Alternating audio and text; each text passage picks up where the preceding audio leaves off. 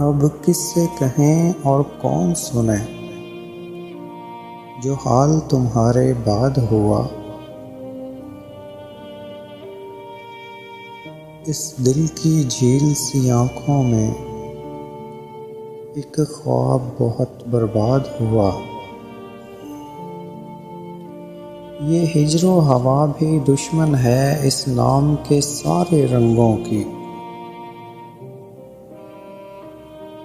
वो नाम जो मेरे होंठों पर खुशबू की तरह आबाद हुआ।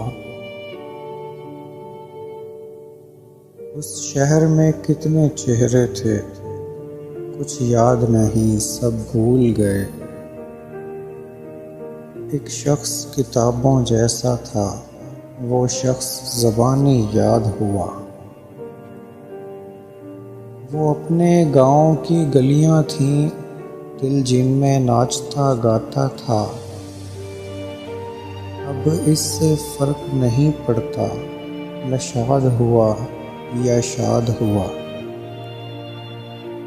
बेनाम सताइश रहती थी इन गहरी सांवली आँखों में।